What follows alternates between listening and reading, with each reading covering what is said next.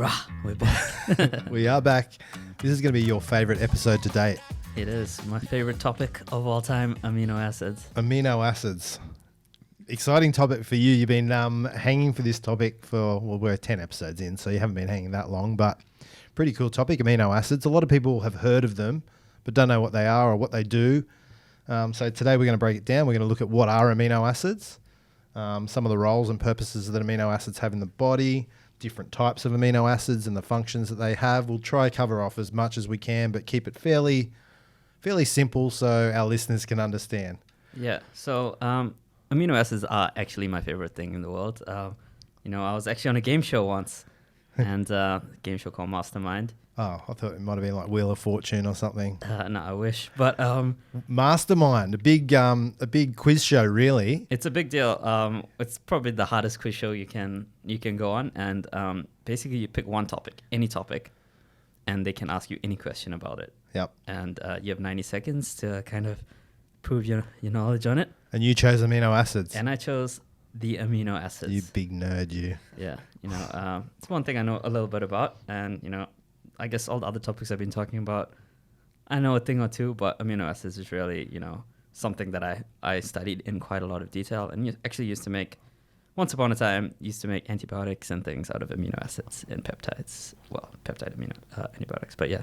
Nice. Cool. Do you dream about amino acids when you're sleeping? Is that a common dream for you? Well, actually, you dream about amino acids when you're sleeping because neurotransmitters are made from amino acids. Oh, shit. There you go. So we all dream about amino acids. Exactly. They're highly relevant and applicable to everyone, really, and so many different functions in the body. We're not going to go close to covering anywhere near today, so we'll keep it focused on. We'll keep it high level, yeah. Keep it high level. Keep it focused on sports. We might touch on some of the other health benefits later on if we get through everything. But let's cue to a clip of you in Mastermind, New Zealand. How long ago was this? This was 4 years ago. Oh. Almost exactly. So 4 not years that ago. long ago. Well, so I had hair back then. Were you like 9 in this clip? Were you like the Doogie Howser of amino acids? No. I was. I think now I've been 29 for almost 3 years in a row. So it's close to 29. Let's put it that way. Let's check this out.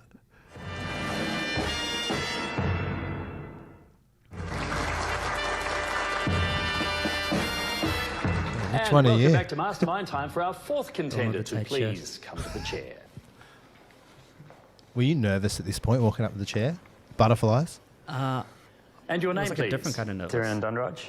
I was like, Your had to be like in the occupation? zone, Product development chemist. Well, you got your name right. And your specialist subject? The amino acids. So 90 seconds on the amino acids. What, Starting nervous? now. Amino acids are the chemical building blocks of proteins. What was the last essential amino acid to be discovered? Threonine.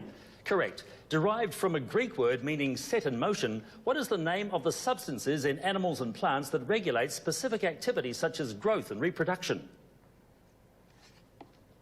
Pass. I was nervous. What standard amino acid has an imidazole side chain that allows it to function as both an acidic and basic catalyst under the conditions found in the human body? Histidine. Correct.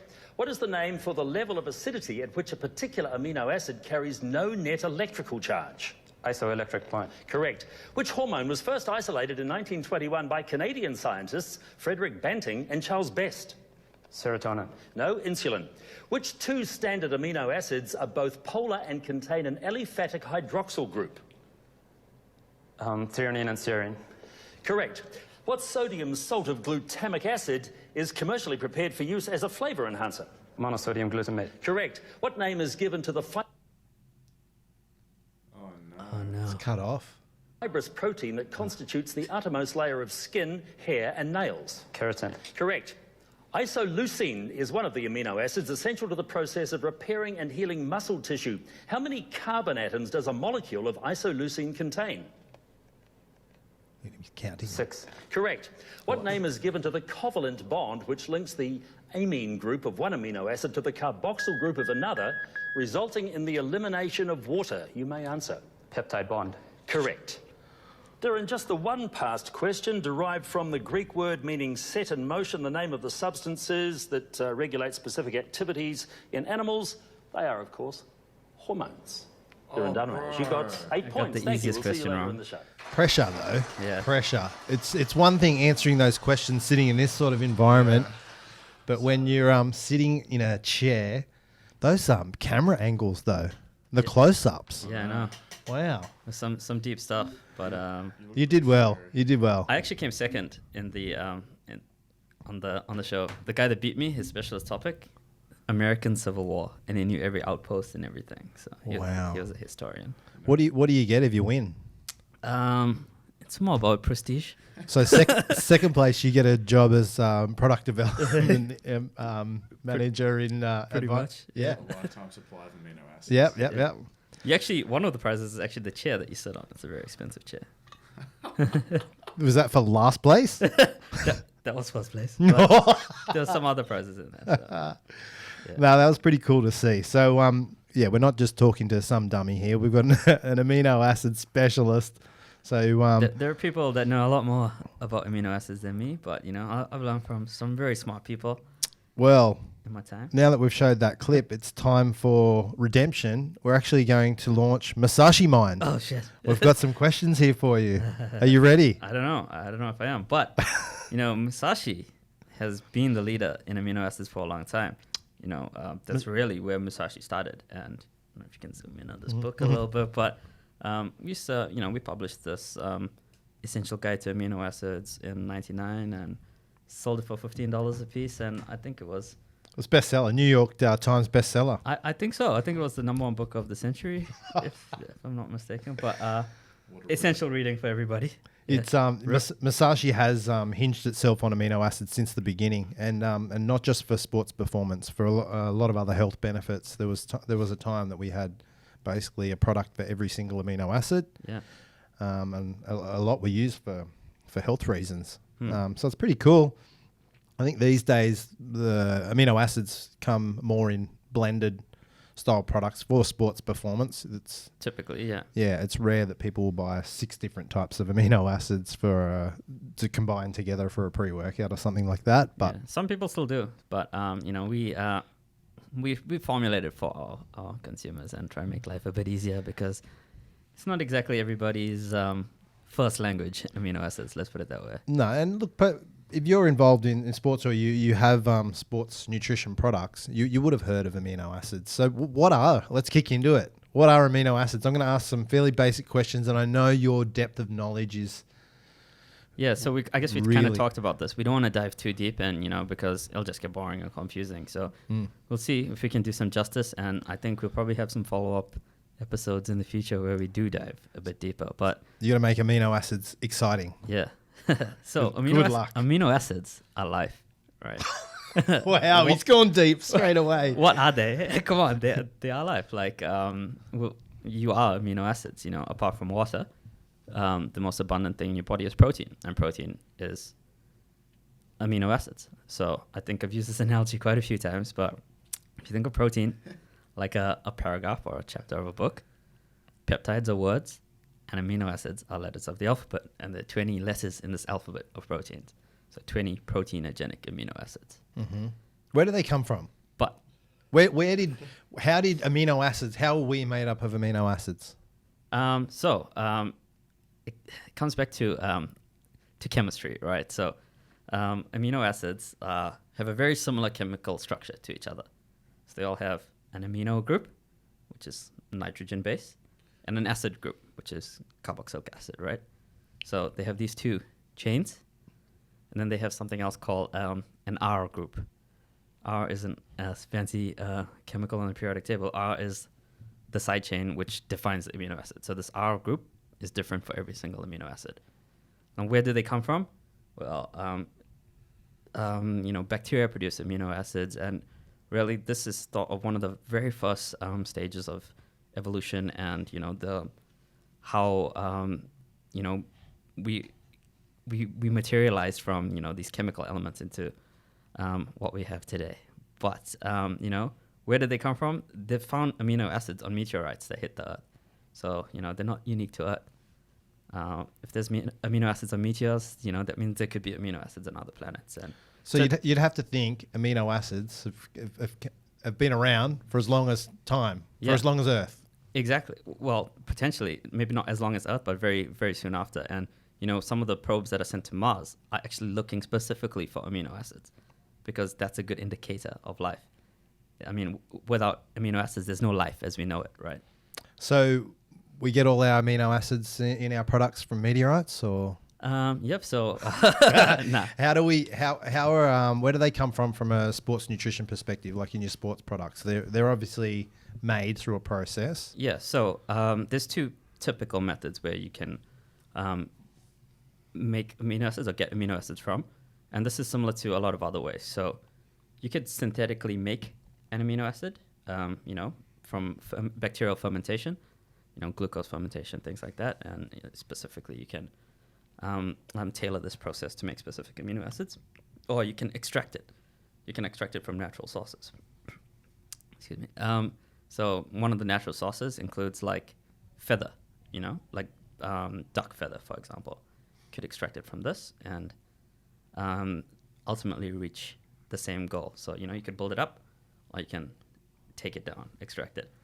And, some people are like, oh, duck feather, that's kind of gross. But, same people that are kind of, obviously a lot of people have this appeal to nature when nature is best. So, when it comes from a duck feather, it's from nature. When it comes from, synthetically made,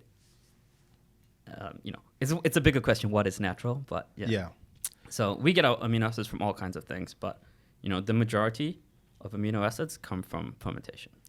So amino acids are sort of most commonly described as like the building blocks of protein, right? Yep. What are some of the core roles and functions that amino acids, I know probably everything, that they have in our body? Okay, so... From a sports perspective initially. So from a sports perspective, let's take it even a step back, a step higher than this, right? So everybody knows about DNA, right? Your DNA is unique to you. It's basically, that's how people think of DNA, your unique code of your body. But what DNA is a script, right? So, we kind of just talked about this alphabet in this chapter of the book. Well, DNA is a script of your body to write the story of your body, right? So, keep listening to this podcast. You're going to be writing some Shakespeare with your amino acids. But is this making sense, Hal? No. Is your DNA dyslexic? Yes. Yeah. So, D stands for. so the DNA in your body, basically, think of it like a script that's actually open to interpretation. Like, think of the old school Romeo and Juliet written by Shakespeare, and then think of the modern one with Leonardo DiCaprio, right? They both have the same script, but the difference is, what you do in your life, how that script is translated. So DNA is directly translated into amino acids. Right, so your body synthesizes protein based on the script of your DNA. So you've got all these proteins in your body. Your hair, your skin, your organs. You don't have hair. What do you call this? That's taken a year to grow. Yeah. True. Basically everything, and importantly, when it comes to training, your muscles are all made out of protein. They are. So amino acids are vital for anyone training, anyone doing any sports, any athletes. Absolutely vital. And from a recovery perspective, from a performance perspective, so there's a lot of different types of amino acids. You mentioned there's 20? Yeah, so there's 20 amino acids, like letters of the alphabet, that can make all of these proteins of your body, right? So there's two, sorry to interrupt then. I just want to try and break this down for... Yeah, please interrupt me this time because I might, go down a rabbit hole. I know Hal's abused me for keep interrupting you, but I'll try not to. But I've got a question. 20 different amino acids. Some people have heard of essential and non-essential. Yep. I'm sure that's where you're heading. That's exactly where I was heading with that. So, but even one step before that, 20 amino acids. But even beyond this 20, there are amino acids that aren't found in proteins. So there is an even larger number of amino acids beyond this 20. So what do they call those? Those are non-protein or non-proteinagenic amino acids. And give me an example of one or two. Common example is beta-alanine, for example. Beta-alanine is an amino acid. People supplement with it, but it's not really found in any proteins in your body. has like a physiological effect when it comes to, carnosine and things like that. So the only way you can get it is to ingest it via a supplement? It's not found in any foods and things like that? No, but you can actually synthesize beta-alanine from other amino acids in your body. So it gets a bit more complicated. But these 20 amino acids, the 20 letters of the alphabet,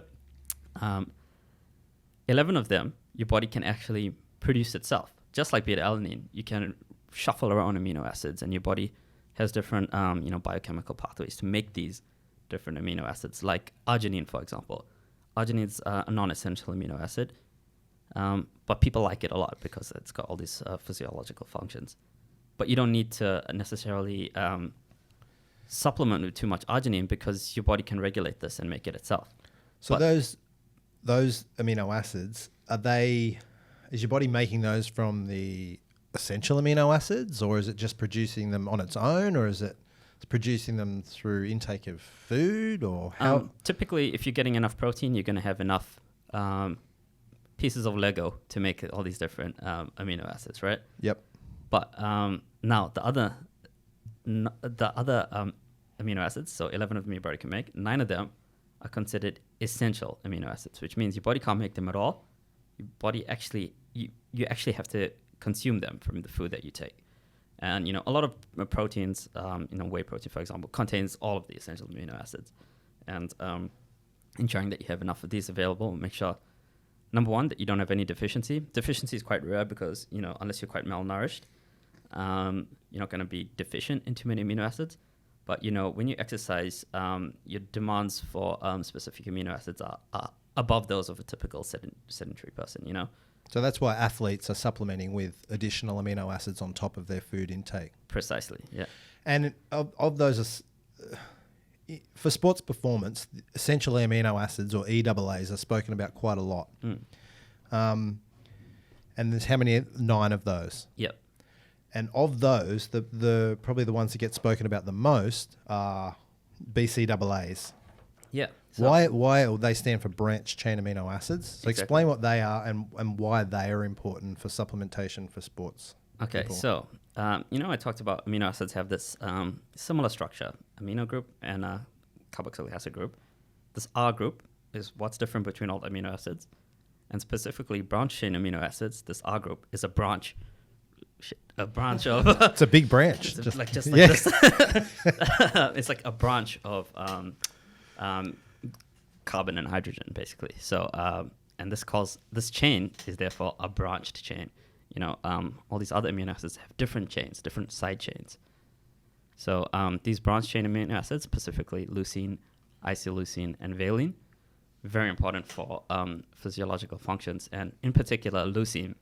So leucine is, when it comes to sports and performance, leucine is the king, right? In your body, there's this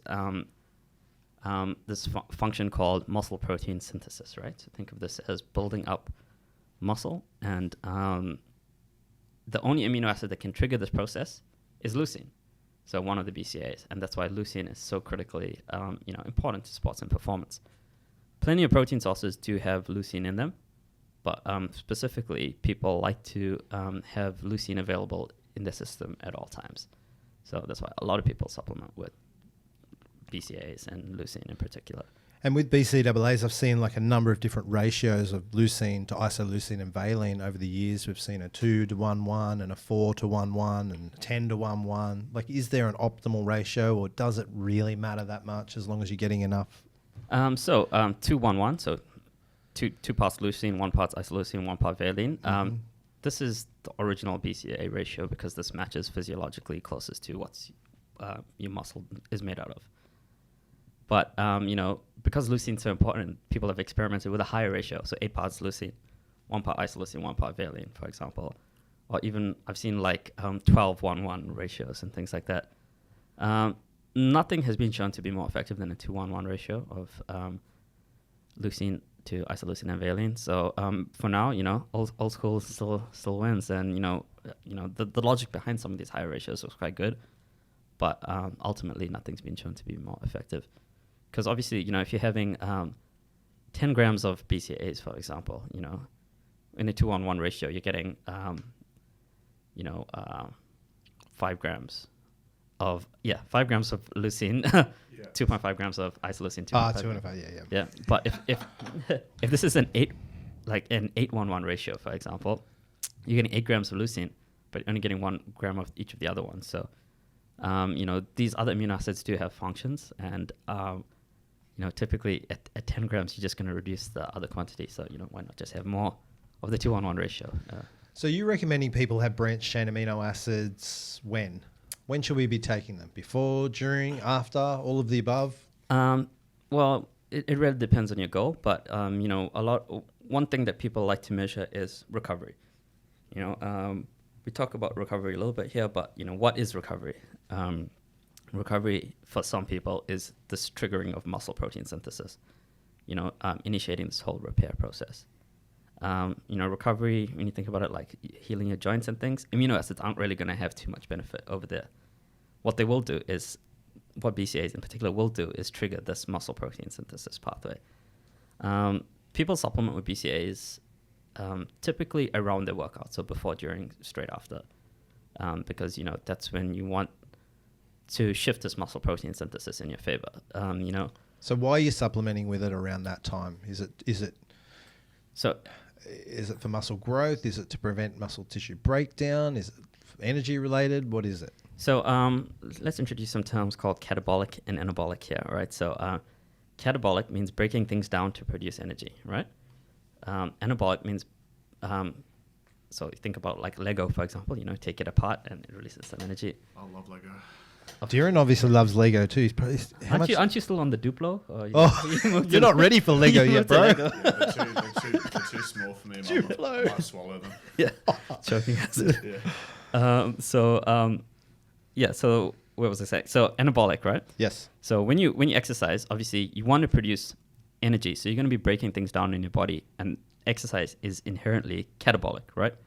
So to shift it in your favor, what determines whether your body's in an anabolic or catabolic state is often this balance between muscle protein synthesis and muscle protein breakdown, right? So muscle protein breakdown is, this catabolic process of producing energy, and muscle protein synthesis is, putting things back together.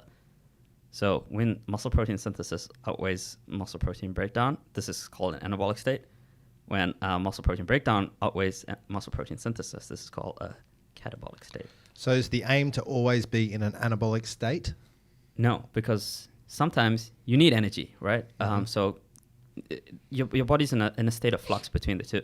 But if growth and repair is what you're focusing on, you want to shift into an anabolic state as soon as you don't require this catabolic energy production. And this applies for all athletes too. It's not just bodybuilders, right? You want to remain, you want to remain in that state. Exactly. So, muscle is important for every single sport. We often talk about these 3 key things when it comes to sport. Your mental, your technical, and your physical. But on the physical side, muscle is so important. No matter what the sport, there's different types of muscle: slow twitch muscle, fast twitch muscle, and muscle is going to be critically important no matter what your role is and no matter what sport you play. Yeah, you see it a lot. It's probably a forgotten thing with endurance style athletes. It's definitely on the forefront of like people in the gym and looking for muscle gain and growth.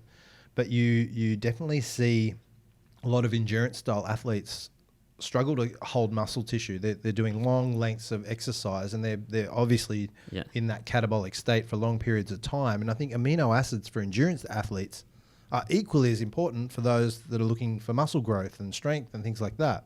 But it's overlooked. Exactly. So, when you're in this catabolic state, you can potentially break down your own muscles. And, extended exercise does have this effect of breaking down your muscles. So by supplementing with sufficient amino acids, having enough protein in your diet, or supplementing with amino acids individually, you're going to use these preferentially to, breaking down your own muscles to produce this catabolic energy by breaking down proteins in your muscle, for example. Mm-hmm. So it prevents your body from using your own muscle tissue as an energy source. Yeah. So anti-catabolic effect, right. Some might call it that. And, another very common question people ask is, okay, why don't I just have protein? Instead of free-form amino acids. Instead of free-form amino acids. That was my next question. Oh, really? Yeah. So yeah, well, I was like, obviously protein contains all the all the amino acids. Yeah. Or whey protein does. So why? Yeah, why am I using a certain selected amount of free-form amino acids instead of just a protein powder? Like, what's the difference? Yeah. So so protein, some protein is very high in BCAAs. Like whey protein is, really a really good source of leucine and the other BCAAs, which are important for muscle protein synthesis and recovery. However, when protein, in the protein format, these amino acids are often peptide bound. So, they're still in their word format. When I say, it's the letters of the alphabet, it's not alphabet soup. They're actually words, and there's actually the story, that's in. So you've got amino acids chained together? Chained together. So it's called, a peptide. And each amino acid is linked together by a peptide bond. And, your body actually has to break this down. So you have enzymes in your stomach called proteases, which chop up this chain like a scissors, right? So in a protein powder, you've got 20 amino acids. Are they all in one long chain, or is there different chains? There'll be different chains, peptides, but typically, there are big proteins within whey. Whey is not one singular protein. It's actually a combination of multiple proteins in there. There's like lactalbumin, lactoferrin, like heaps of stuff in there. Mm-hmm. So you've got these long chains, so your body has to break those chains. Yeah, your body has to break them down. And, this process, even for a fast digesting protein such as whey, is going to take a few hours because, that's how digestion occurs. So you're going to have this acid breakdown, and you're going to have, protease enzymes, which specifically cut the bond between amino acids in your stomach. This takes a bit of time, right? So if you want amino acid availability during your training and immediately before, after your training, protein might not be the most efficient way to achieve this. So, if you're having an amino acid supplement, it bypasses the whole step. There's no need for protease enzymes to cut this up. So they're already sort of broken down into individual sort of, is that why they call them freeform? Or they're just... So the individual letters of the alphabet, and these can be absorbed into your bloodstream directly, so they, bypass this entire digestion process. Right. Well, that's huge. Yeah, so it goes from intake to absorption rather than intake, digestion, absorption.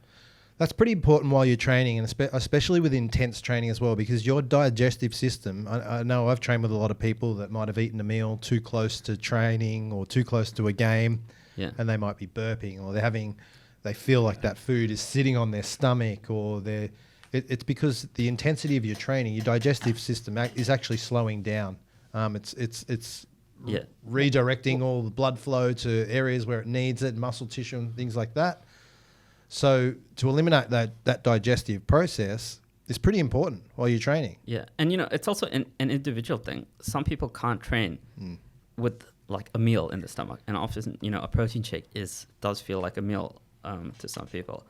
I know I'm like that. Like I don't like to eat even like 2 hours before training. I some people like to eat a meal on basically on the way to the gym, but that's quite an individual thing.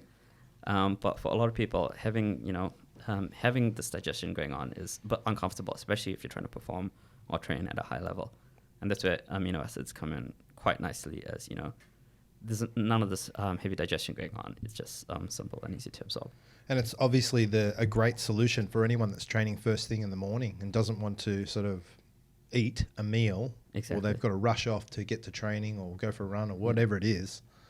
It's the ideal thing to utilize if you don't feel like that meal. Exactly. And, not just protein shakes, protein in the form of food, which should be your main source of protein always, has to go through the same process. And, a protein shake is even one step, further broken down in terms of, how quickly it's absorbed compared to whole food protein, which is often, you have to chew it.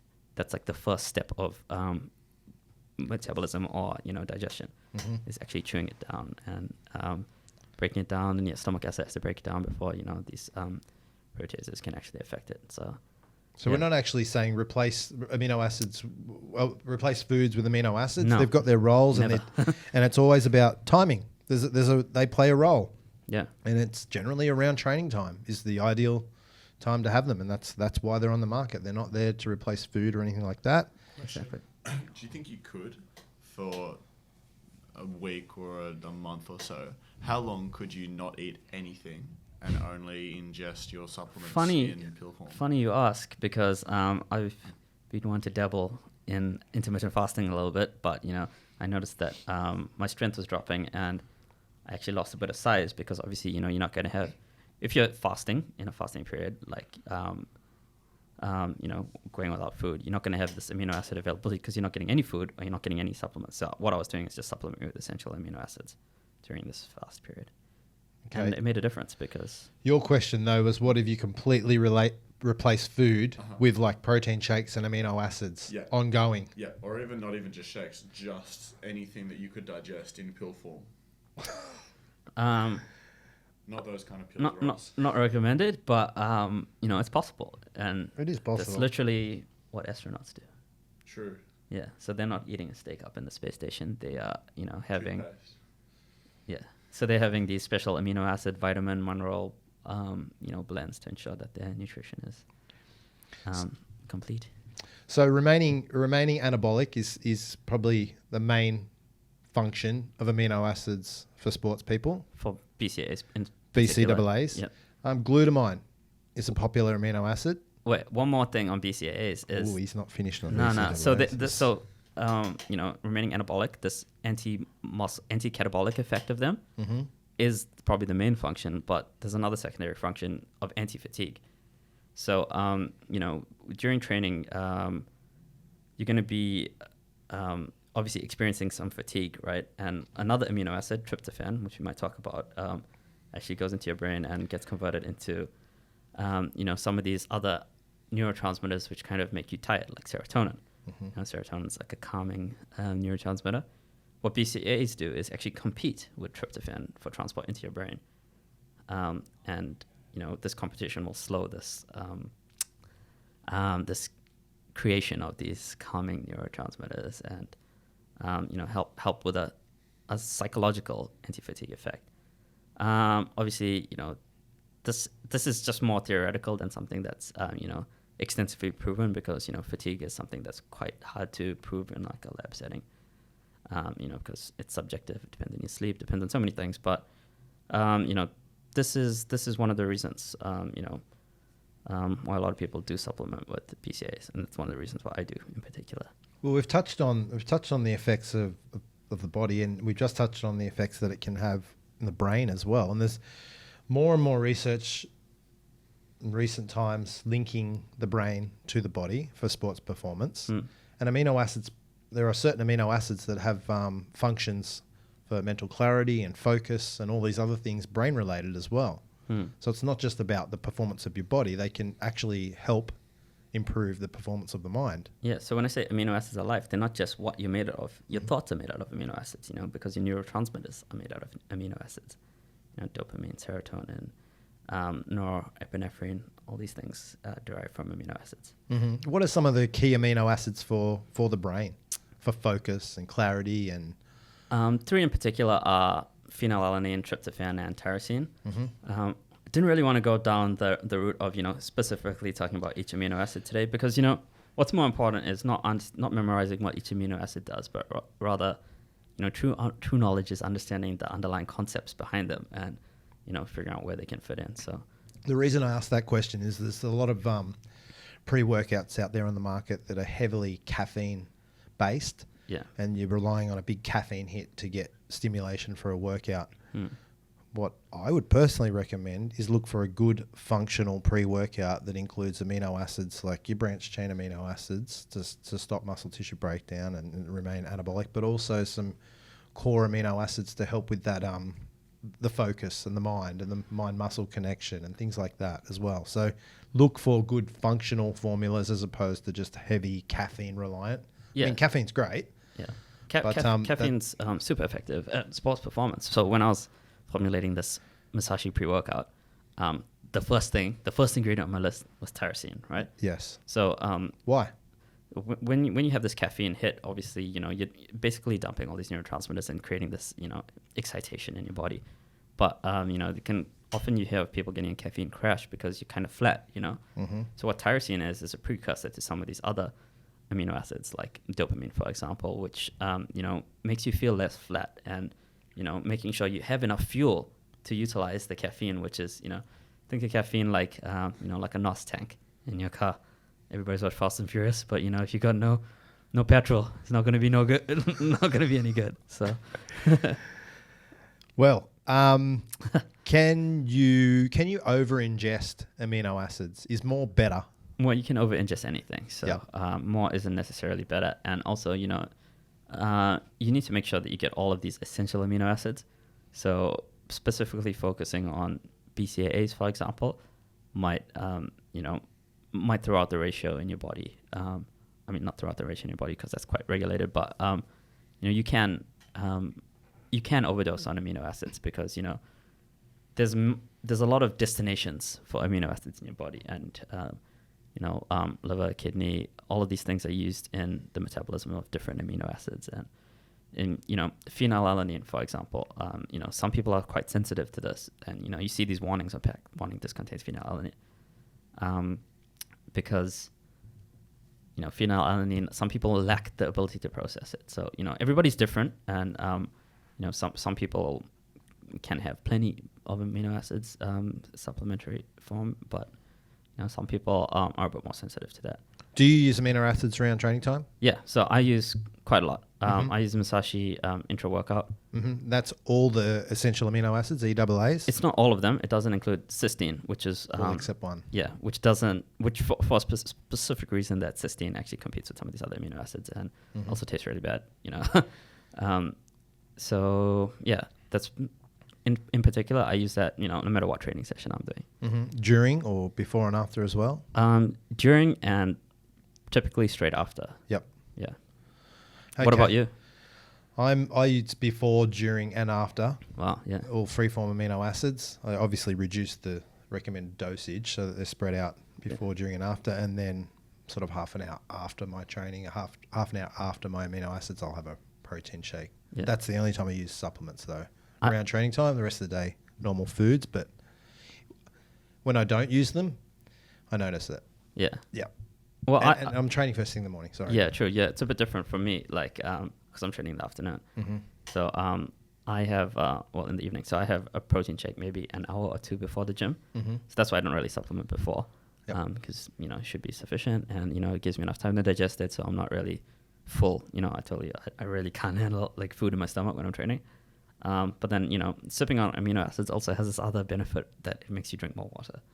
So it keeps you hydrated as well. Because it's tasty, you know. Yeah. Like, it literally causes you to drink more water. Well, it does, definitely. You do forget about, a lot of people do forget about intake of fluids while they're training or in a game or whatever. So, but if you're focused on getting your amino acids in, you're killing two birds with one stone. Exactly. And, you know, some of these other old school, well, not even old school, these other sports drinks, you know, these isotonic drinks, some of them are basically sugar and salt. You know, at the end of the day, that's literally what they are. Yeah. And, you know, but it's causing you to drink more water because they're tasty. So, you know. That's it. So just brush your teeth after you use those ones. They'll rot your teeth away. Yeah.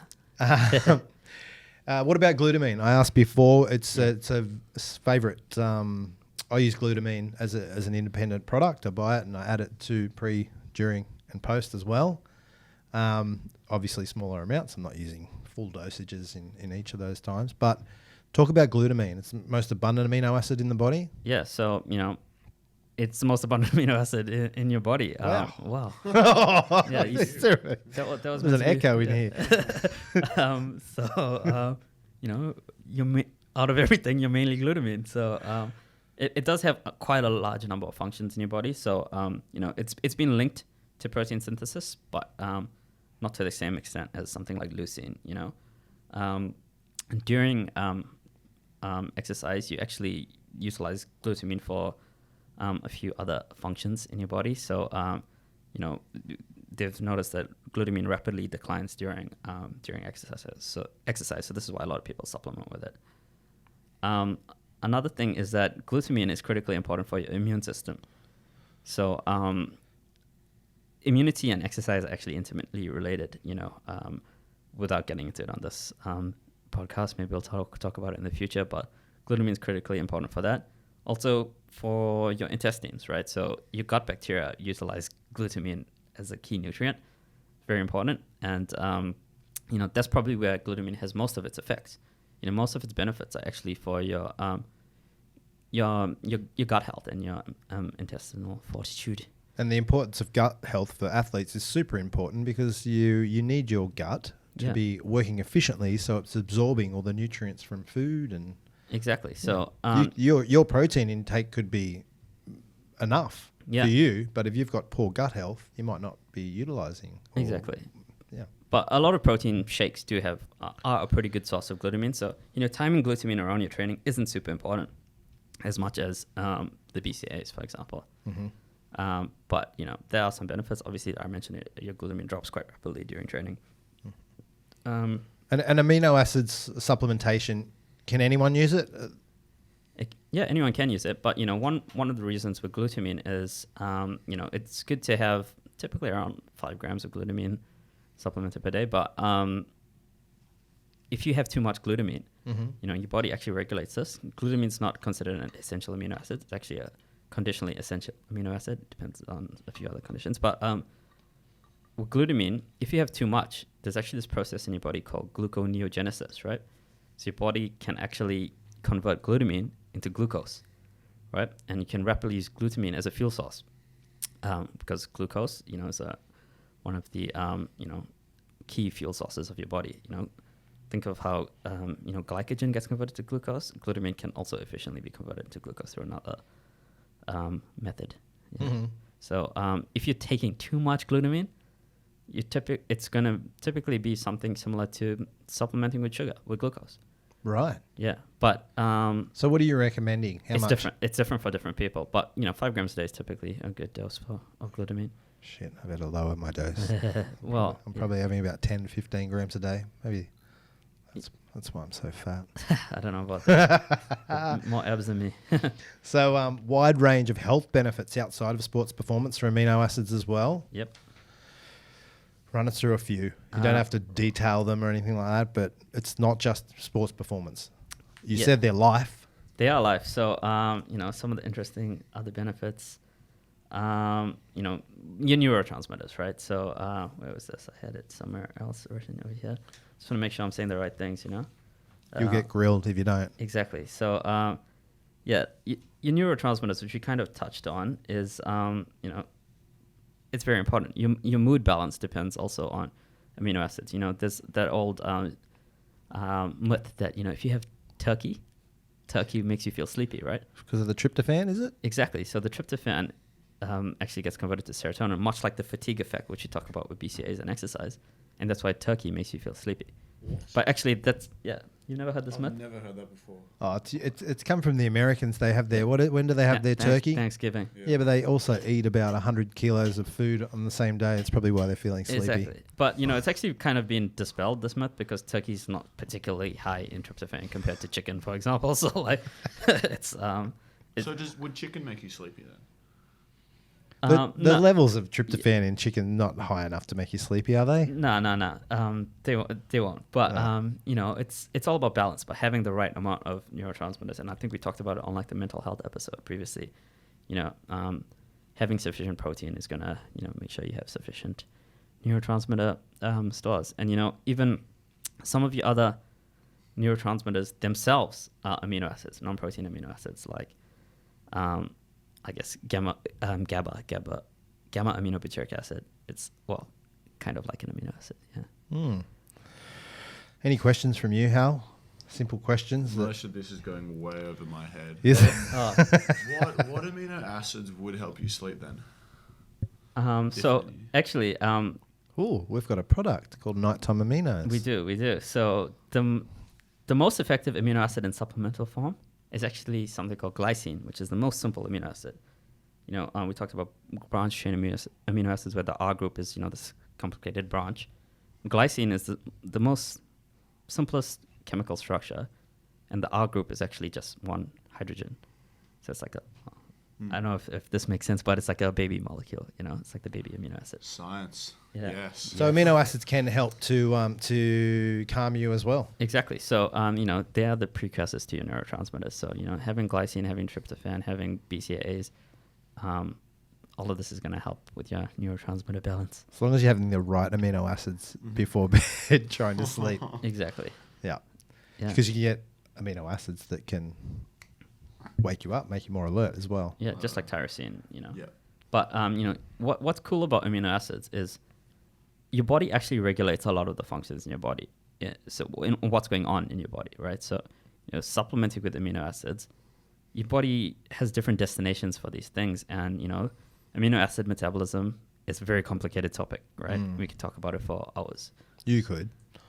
What? I thought thought we were having fun. Oh. we are. This is interesting. Yeah. So on this topic of neurotransmitters, there's another non-protein amino acid called 5-hydroxytryptophan, right? 5-HTP. It's a very popular thing. Oh, Joe Rogan spoke about this. What did he say? Stand-up. It's when you digest. Oh, I might be thinking something else. No, 11-hydroxide is what he's talking about. You're talking about DMT. Yes. We might not touch on that in this podcast. Different thing. But I was only 6-hydroxide, whatever it is, off. He has spoken about it though, I think. Yeah. So tryptophan gets converted into 5-HTP, then 5-HTP gets converted into serotonin, right? Yep. So 5-HTP is a really cool thing, and since Hal brought up the I've heard about this one too. he brought up the topic of drugs, right? So a lot of people that are on drugs screw up their brain because you're going through this neurotransmitter dump, like caffeine, times 10, basically, right? If you're on amphetamines, if you're on like all these other things, that's where people get all these neurotransmitter imbalances, and that's where it might look like they've got a screw loose or two. So, dude, I'm right here. Sorry, but Hal and his other uni mates when they go out, maybe not Hal. Hal's a good boy, but I'm a good boy. when you're doing all these drugs and things, and controversial topic. Disclaimer: Hal is not on drugs. Yeah. All right. Yeah.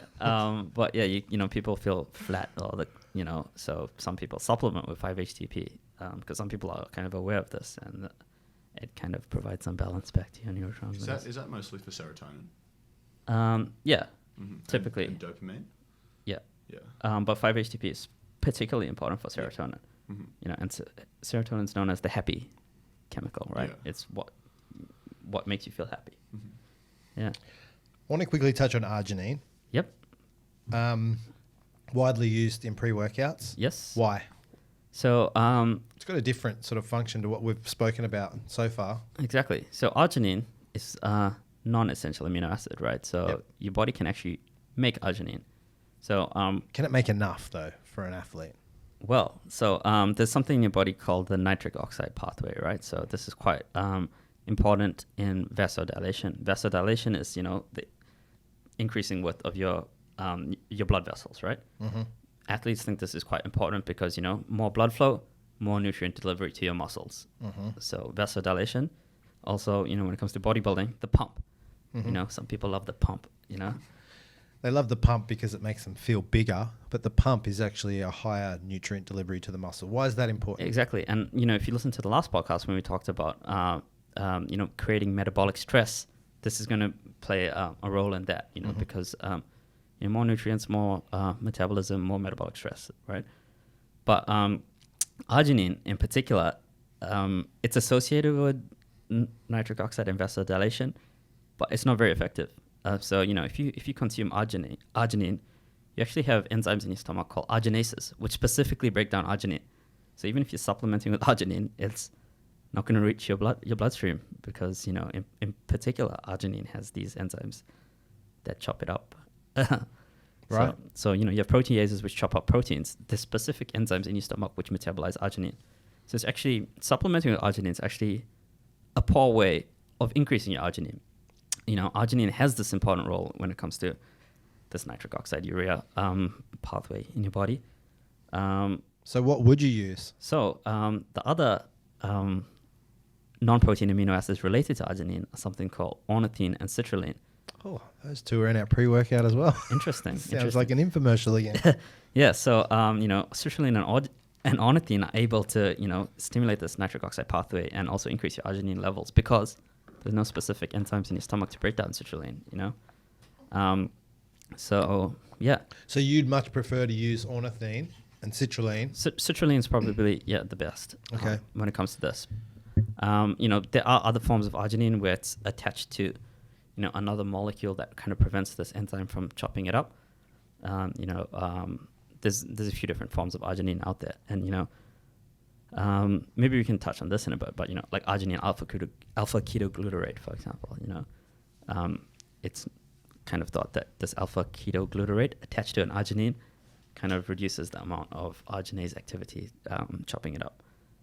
So, we talk about amino acids, but there are many like forms of amino acids, right? Have you heard of L? Yeah, that's a question I was going to ask. We get this commonly. Is glutamine the same as L-glutamine? You know what I mean? Yeah. What does the L represent? So, L-glutamine, L-arginine, L-leucine, L-isoleucine. So, L just refers to this is Dhiren's brain trying to break it down from a scientific answer into a dumb person's answer. The orientation, right, Okay. of this molecule, right? Because it's got all these little pieces stuck together. We talked about the amino group, the carboxylic acid group, this R group, and another like hydrogen. So, these can actually configure in different ways. There's two main ways. Left and right? Yeah, left and right. Yeah. Wow. L doesn't stand for left though. Oh, It stands for lever rotary, right? So it's what? it's how it's related to, there's a reference molecule called, I think it's glycerol. Man, I can't believe I don't know this stuff. It might be glycerol, glyceraldehyde. So there's typically two forms of these amino acids, L and D, right? And how they relate in structure to this, how they rotate. And, they're mirror images, so they're not the same. The configuration is quite different. Typically... do you just, like, when you're doodling on a pad, like if you're in a meeting or whatever and you're just drawing on a pad, are you drawing, like, configurations of amino acids? I used to do that a lot, yeah. It's fun. It's fun. Yeah. Well... That'd be a great party game, I think, next time you have people over at your house. Well, Can anyone draw? Imagine him playing Pictionary. Like, Yeah. It's clearly glutamine. Yeah. Oh. So to know how amino acids work, you kind of have to know the structure of them, right? So 2 words. hexagon. But yeah, in the Mastermind clip, you asked me if I was counting it. I was, because I just pictured the structure of it and then count. Okay, 6 carbons, isoleucine, right? But yeah, so L and D, they're not interchangeable. In nature, there's typically, this racemic 50-50 mixture in a lot of things, but in supplemental form, and we typically use the L form. Mm-hmm. Why? That's typically how it's found in protein, in Right. food, Okay. in nature. So that's why it's the preferred form. And the D form can actually have different effects on you. So L is sometimes left off. Sometimes we call it, because L is so, prevalent as the main source when it comes to food sources, we typically ignore D because, L-glutamine is just glutamine. We never talk about D-glutamine, for example. And, L-leucine, L-isoleucine, sometimes we just leave off the L and it's leucine, isoleucine, valine. That's actually the old school way of naming these. R and S is typically the new way of talking about chiral compounds in chemistry. But anyway. Nice. For anyone that's lost in this podcast, you're not the only one. Yeah. But it's good information. There's little nuggets here that are really crucial. But we've taken the guesswork out of all this for you with our products. Yeah. So Dhiren has formulated our pre-workout, our intra-workout, our nighttime aminos, all of our amino products.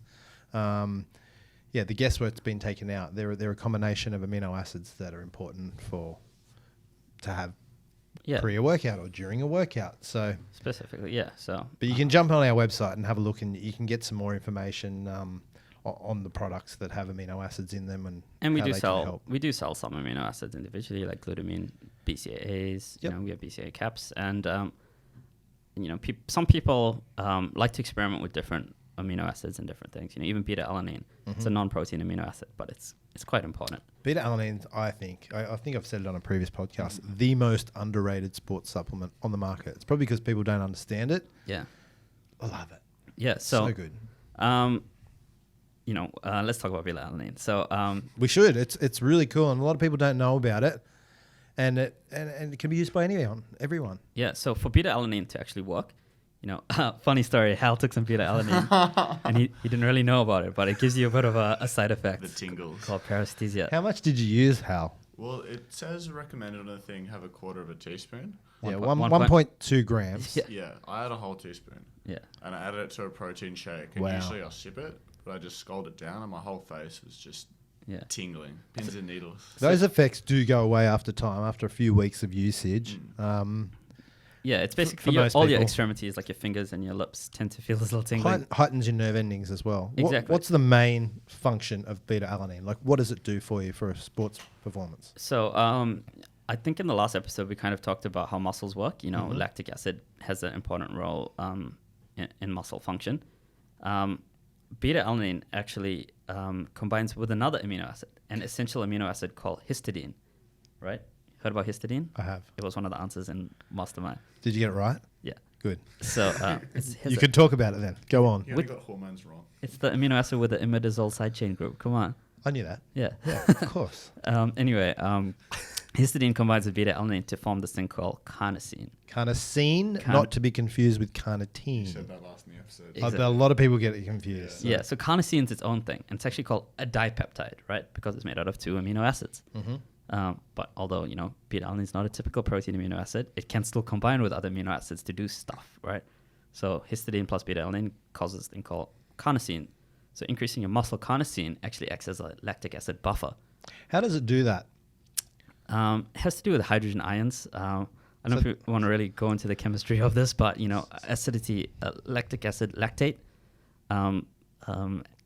Acidity is related to the concentration of hydrogen ions in your muscle. So the more hydrogen ions in your muscle, the more acidic, or the lower the pH in the muscle, and it's not performing at its optimum potential. Yeah, anything that's more acidic, whenever people talk about acidity, it's a concentration of hydrogen ions, or hydronium ions, to be specific. So how does carnosine work? It acts as like a buffer to stop those hydrogen ions affecting the pH levels of the muscle? Exactly. Right. I don't know if you want to go into more detail than that, but yeah, basically it's a buffer. It's an acid buffer. Right? So it's allowing your muscle to perform at a more optimal level for a longer period of time. Yeah, so lactic acid is important for muscle function, right?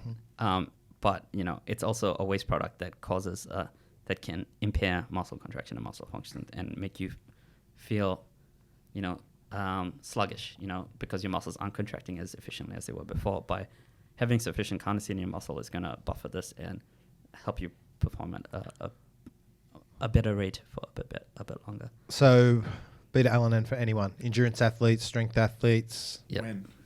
Before or after? It's typical.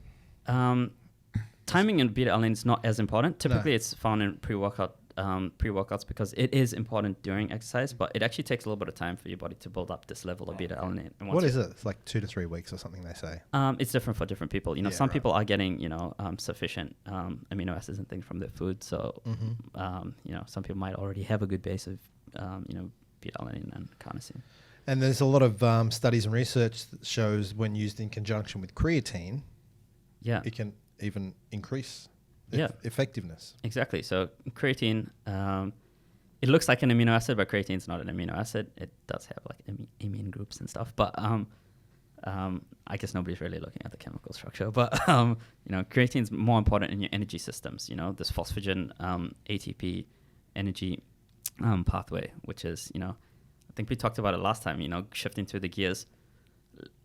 Lactic acid is very important when it comes to anaerobic activity. Hal just asked what exercises is this important for? Anything anaerobic, anything in that,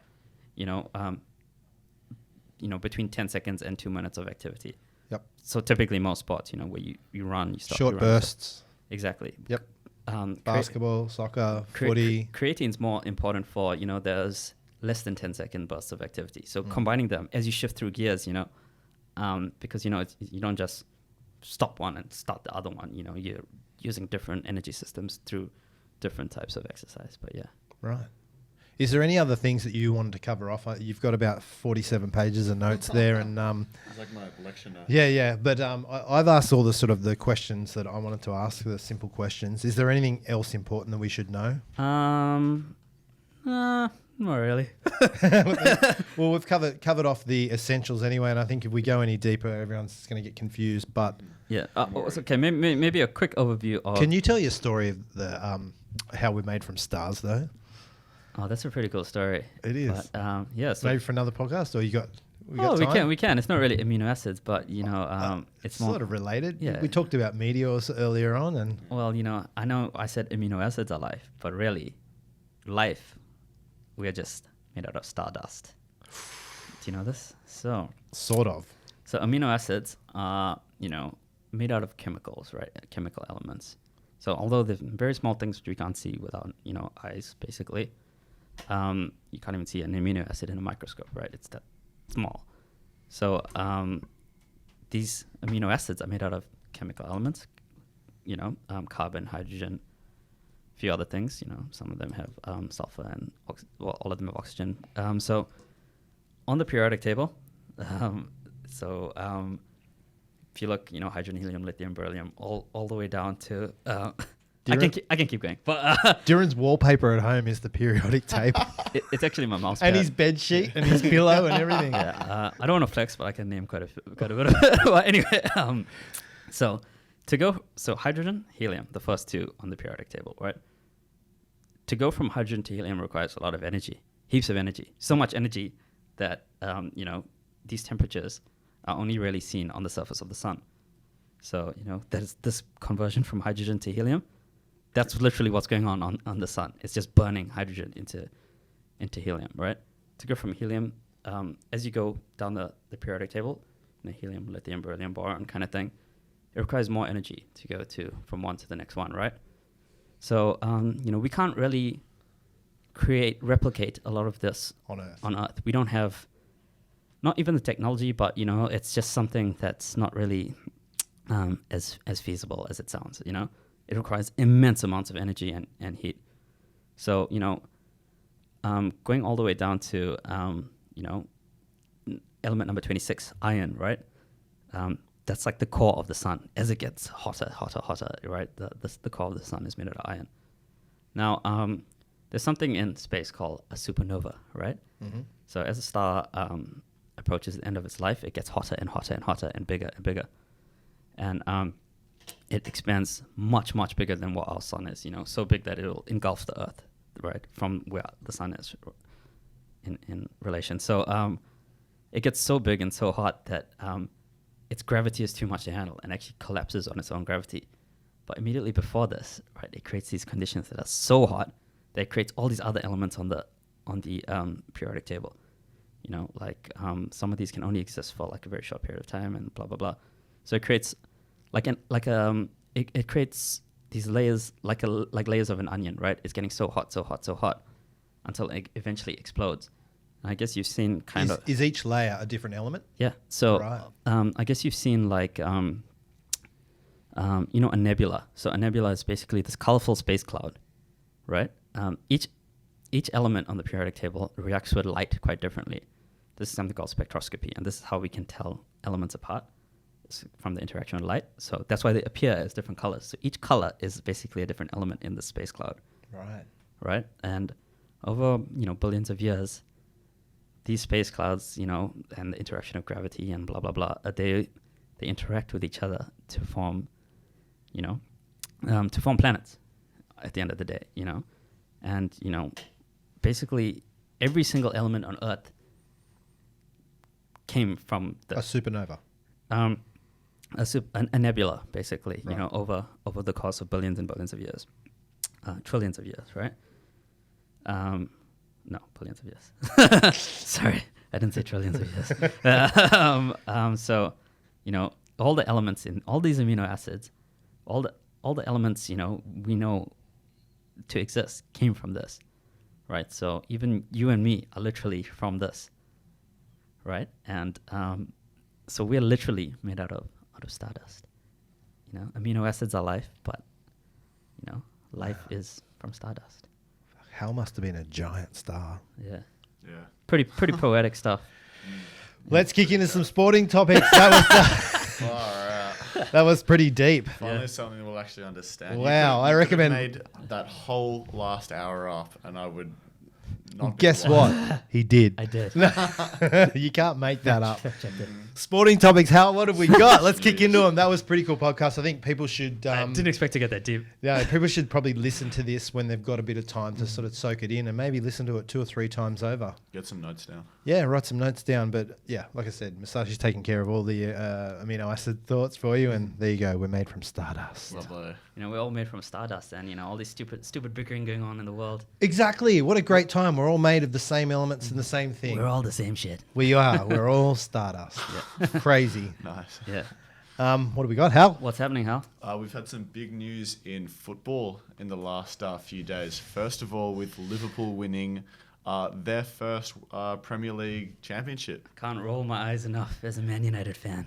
I know. Well, it was inevitable. It was. Before COVID hit, they were on track to take it anyway. So Great team. I loved some of their players. You know, Sadio Mane, Virgil van Dijk, cool dudes. what about Brighton taking out Arsenal, Yeah. the other week? Yeah. Boy Matty Ryan having a cracking He's been game. playing fantastic. killer recently. saves. So he did make one mistake in that other game where I don't know if you saw that he tried to throw it and He, then he posted it. Yeah. Did you see what he posted? Why he posted it? how to get your speed up. What did he do? On FIFA. He tried to throw it, but he missed through it, and he almost threw it to the opposition player. Then he Oh, sprinted and kind of made a save. Yeah. Oh, no. It was all good. It was all good in the end. But yeah, Liverpool, they made it. Blah blah blah. They're all right. You're not a fan. Yeah. Let's go straight past that one. Okay. What else we got? It's been announced that Australia and New Zealand will host the 2023 Women's World Cup. So excited for What this. sport? Soccer. Football. Oh, okay. Yeah. Football. So good. Huge. So Yeah. good. I think the women's team demand just as much notoriety and media attention and everything as the men's team. Yeah. So that is big news. Big. There's going to be some big crowds, and it's going to be awesome. Yeah. Yeah. Wish the girls best of luck. They'll kill it. They'll win the thing. Easy. I'm so excited. Well, I know there's some good teams out there. You know. Come on, man. Home country advantage. Yeah. It's you know, ours. New Zealand will do all right. Like I said, I'm a big fan of women's sports, so I think we should get behind them, support them, and Yeah, we'll have a pretty couple cool. games in Sydney. Yeah. Nice. We should get out to For some of sure. that. Even in Auckland, I hope. Yeah. Yeah. Yeah. If So we're allowed to travel back overseas. by 2023, hopefully. Yeah, well, should be by then. Yeah. How cool was the reaction when they announced it? You know, so much hard work goes into these bids. There was I some know. great photos of them all celebrating in that office. Yeah. And you know, well, it's a big advantage. Mm. It's a big advantage for them to be in their home country, still be able to just live at home or whatever, or see their family and train in the environment that they're going to play in. It's pretty big. and the It's a thing good- about women's football is it's still like more like pure than, you know, men's football is kind of tainted and corrupted by, you know, like some of these players, multi-million-dollar deals. Then, you know, you've got like this last World Cup being awarded to Qatar, which is under investigation. You know, Qatar with no professional team, 40-degree heat. I know.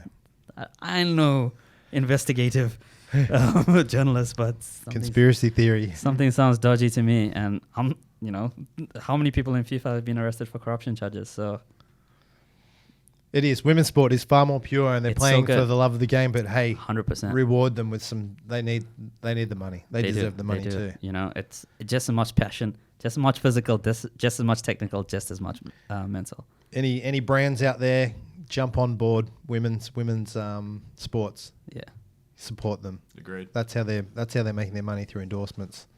What else is happening, Hal? Moving from football to rugby, Victorian footy fans have been told for both the AFL and the NRL they won't be allowed in stadiums in New South Wales if you're from Victoria. So any fan who wants to attend a game played in New South Wales will have to show their ID to show that they're not from Victoria. Wow. Why? Because what's going on with COVID in Yeah. Victoria? Yeah. Crazy times. How does it just blow up like that again? Yeah. Who knows, you know? Oh, it's a variety of a different. lot of reasons. But yeah, I was lucky enough to go to the last Storm game, Storm vs Warriors, and you know, it was an empty stadium, cool experience. Corporate box. Corporate box, you know, no booze because, you know, no food service during COVID.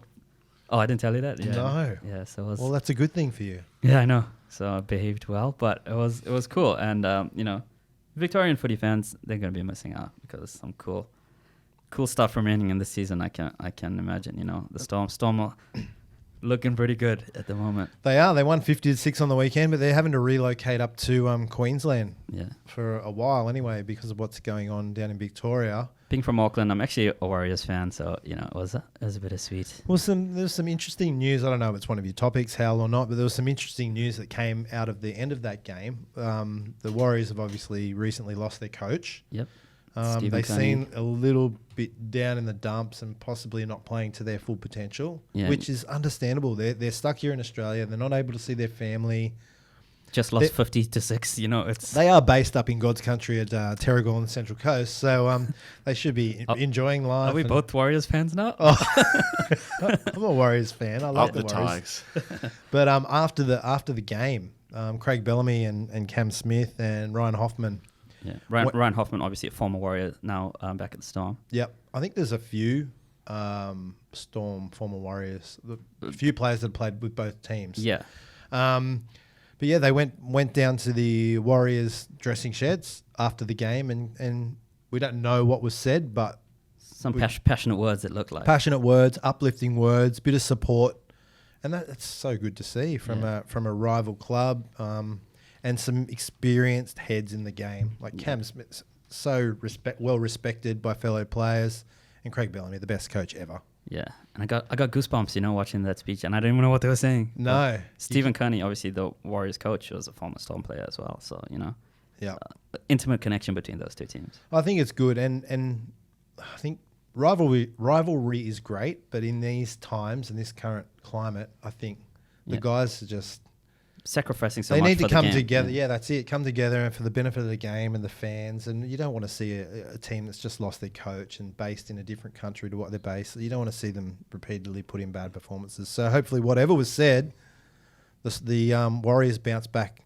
bigger and better than ever. Next week.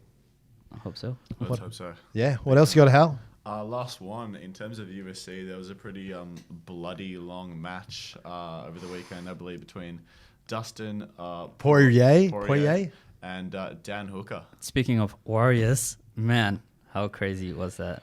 Both Warriors. I've never seen such a crazy fight for a long time. Dan Hooker has one of the best chins I've ever seen in my life. Like, they both landed their fair share of shots. Dustin was landing the harder shots. Rounds 1 and 2, Hooker just looks so good. The volume of strikes, some grappling exchanges. That fight had everything that you'd want from a fight. Yeah. Stand-up war, great grappling exchanges, some submission attempts.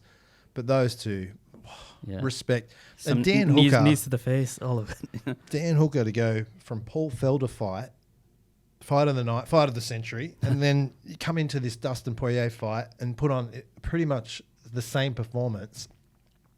Man, mad respect. Did NZ proud on the world stage as well. He did New Zealand proud for sure. Yeah, definitely. Who won? Dustin Poirier. Yeah, he's ranked a little bit higher and just had a title shot. Mm-hmm. He basically won the last 3 rounds. I think Hooker won the first 2, and then I think Dustin's cardio was slightly better. I think that's what edged it out. Cardio, maybe I don't want to throw my theories out there, but beta alanine could have helped could have a little bit. It looked like some lactic acid buildup. I don't know anything. I don't know about strength and conditioning, what these guys are going through. So 25 minutes of with that volume was just insane. Anyone would gas out. I never want to criticize a UFC fighter. What do I know? But did you see for the co-main event, Mike Perry, Platinum Mike Perry, God's gift, ditched his team. Basically, put this training camp together without a team, just himself, and had his new girlfriend in the corner. Only her in the corner. So it was funny watching the footage prior to the fight. Yeah. They show him warming up in the change rooms, and his girlfriend, he's a young girl holding the pads. I had no idea. There was no advice in between rounds, but he ended up winning. He's a killer. He did well. Where was his team? I think he ditched them because of he felt like he wasn't getting the support, the individual support that he needed. Yeah. They take a percentage of your pay. Yeah. He's looking for a new team. Looking for a new team. Is that it for sports? That is it for sports news. We got a here we go. Famous athlete quote. Yeah, if I don't get this one, I haven't got one yet. Yeah. This one's got to be mine. You want? Okay, famous athlete quote. This is a good one. I've got a bit of an accent for you as well. Oh, an accent. I just like to say from the bottom of my heart, I'd like to take this chance to apologise to absolutely nobody. The double champ does what the fuck he wants. There you go. Wow. I think we all know who that is. is. Is that? You know, when that quote happened, was the best. obviously it's Conor McGregor. Yeah. But when it happened, man, I was just I was watching it. I was like, whoa, he's about to turn a page. He's about to apologize. And He roped me in too. yeah, and I was then lost. absolutely nobody. Well, I'm glad you gave us a nice easy one this time, Hal. The last few have been difficult for me. Yeah. Even without the accent, we might have got that one. Yeah, Did we have any? famous. Did so we? funny. I think I skipped. Do we have any listener questions this week? Yeah, we got a couple. Anyone that wants to submit a listener question, do so on Instagram or Facebook, or hit us up on our email, podcast@musashi.com. Go for it. What have we got? Connor Mulcahy says. Oh, speaking of Connor. Yeah, I know he's looks like he's got a bit of an Irish last name as well. Yeah. He says, if you don't consume enough protein or other nutrients on any particular day, is it possible to make up for it by consuming more later in the week? It's not a bad question. There's been some days that I've my protein intake hasn't been there, or it might be a day off from training, and I think, don't need as much protein today. Yeah, so day by day, everybody's human. You know, some days you might not be able to hit what you need to, but if you think of it as even if you break it down to the simplest nutrient, not really nutrient, but the simplest metric of food, calories, right? Mm-hmm. If you miss your calorie intake on one day, you can look at it on the weekly picture, right? If you don't want to go and gorge yourself the next day to make up for it, but maybe spread those calories out over the next few days. So as long as your week looks okay, then if your week looks okay, your month might look okay. So same goes with a lot of other nutrients. Just how it fits into the bigger picture. One day is not going to make or break you.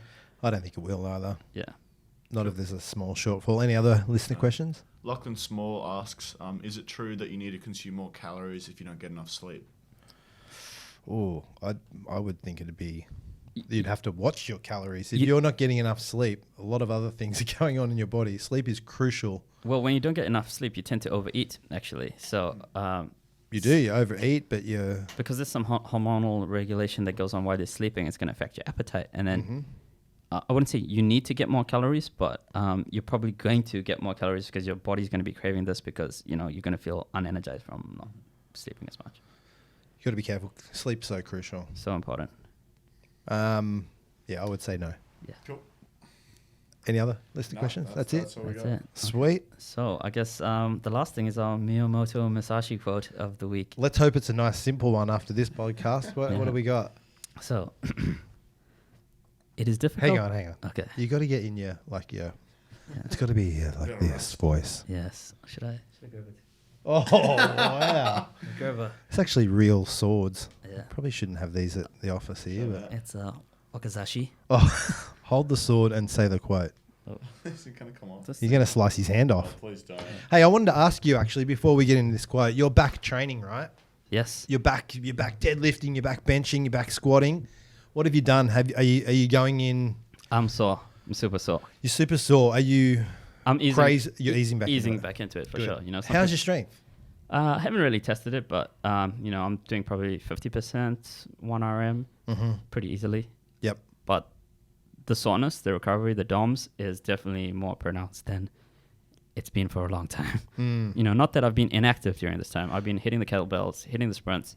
It's just different, Well, that was probably focusing more on, I guess, you talked about muscle building in the other podcasts, focusing more on mechanical tension now rather than, the metabolic stress that I was causing before.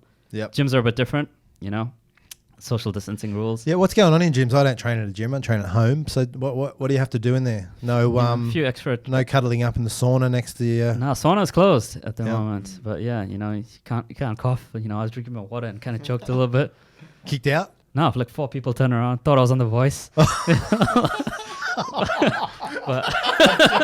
just got that.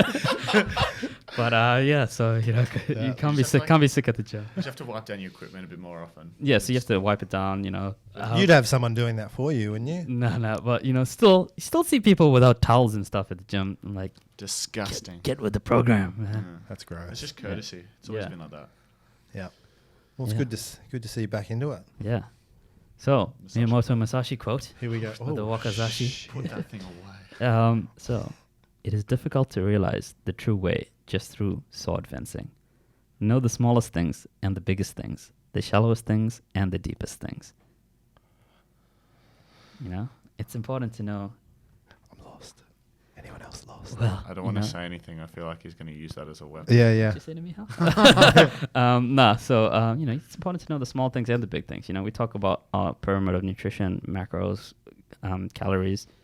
That's the big things. But it's also important to know about the small things. It's true. It's relevant for amino acids, I guess. Amino acids are the smallest things. Well, Some of the small. the smallest things are the chemical elements that make them up. But, unless you want to go subatomic. But So what are you trying to do? What are you trying to say? I'm trying to We need to delve deeper yeah, so and look into things a little bit You more. want to get big, you got to start small. know the smallest things and the biggest things, the shallowest things and the deepest things. We went pretty deep today on We did. on Stardust, but it all helps you a picture of understanding science, life, and the way. Are we ever going to run out of Musashi quotes? How many did this guy just write quotes for like He's got 50 years? Books and books on them. He talked in quotes. Did he really? Yeah, so a bit like me. So does Dhiren. Oh my god! Photos on The Voice. So yeah, Beautiful. Thanks. That was a good podcast. That was super interesting, and I suggest everyone listen to it a couple of times. tried my best not to make it boring. So No, you did well, mate. any You did well. questions? I'm sure there's plenty. Send them through. Fire some questions at us. Appreciate everyone listening. Hope everyone's well. And we'll see you on the next episode in a couple of weeks. Yeah, Musashi out.